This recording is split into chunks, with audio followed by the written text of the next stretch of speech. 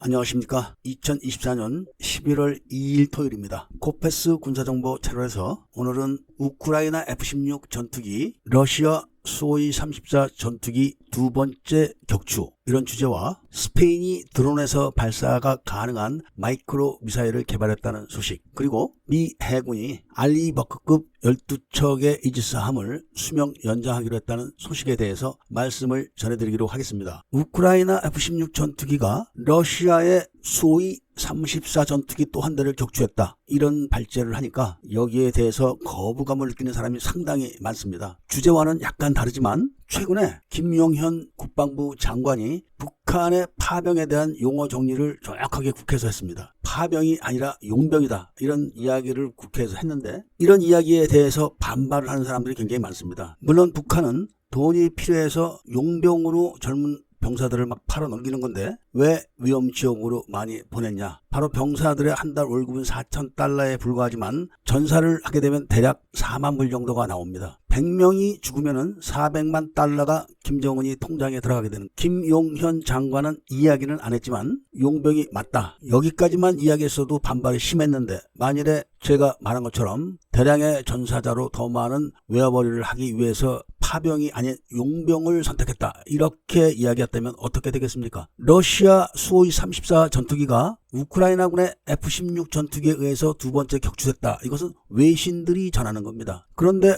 방구석의 손가락 부대들이 어디서 어떤 정보를 듣고 반발을 하는지는 모르겠으나 반발을 하고 있지만, 그 이전에 첫 번째 수호이 34 전투기 격추 때도 아니라고 그랬고, 그리고 여러 대의 조기 경보기가 격추됐음에도 아니라고 다 부인을 했었고, 잠수함이나 함정이 격침됐어도 아니라고 부인을 했던 것을 보면은 이번에 두 번째 전투기 격추에도 그냥 먼저 부인부터 하고 비난부터 하고 있다, 이렇게 봐도 무방합니다. 외신들이 전하는 소식에 의하면은 수호이 34 전투기의 손실만 있었던 것이 아니라 조종사까지 손실했다, 이렇게 정확하게 보도를 하고 있습니다. 이런 보도 내용은, 그리고 보도하는 방법은 얼마 전까지 러시아의 전략물자들이 손실됐을 때의 보도 방식과 동일합니다. 그리고 아주 구체적입니다. 그래서 우크라이나 소식을 주목하고 있는 제 입장에서는 이 소식을 신뢰를 합니다. 우크라이나 전쟁 소식을 세세하게 전하는 여러 매체가 있는데 중요하지 않은 범상적인 사건은 제가 보도를 해드리지 않습니다. 그리고 후속으로 평가하는 내용은 바로 우크라이나의 F-16 전투기들이 공중에서 서서히 존재감을 드러내고 있기 때문에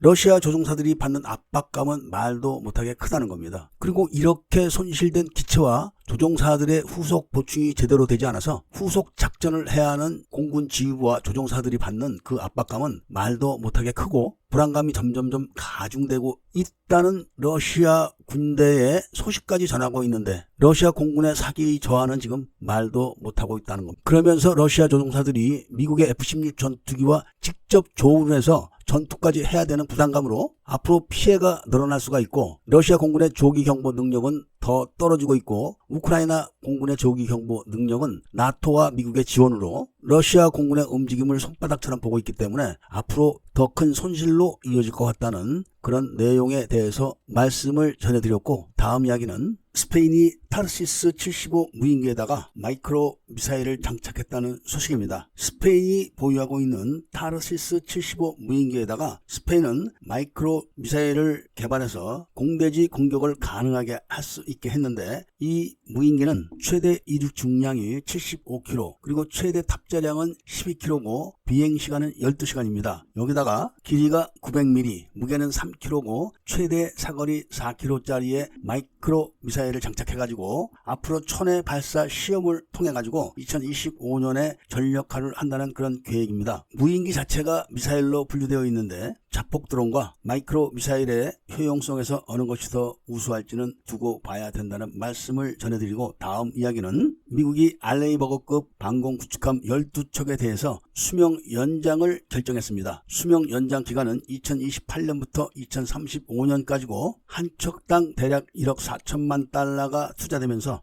수명 연장을 할 때 성능 개량도 있을 거라고 전하면서 현재로서는 미 해군에 있어서 최선의 선택이었다, 이런 이야기를 지금 하고 있습니다. 그만큼 미 해군은 함정 건조에 대해서 어려움에 봉착하고 있다는 것을 시사하는 바가 있다는 말씀을 전해드리면서 오늘 이야기를 마치고자 합니다. 애국 시민분들과 밀매분들께서는 구독을 꼭 해주시고 좋아요와 알림 설정도 부탁드리면서 명확한 군사정보 지식을 습득하려면 반드시 코페스의 정치정보 채널도 구독해 주시기를 부탁드리면서 이야기를 들어주신 데 대해서 감사드립니다.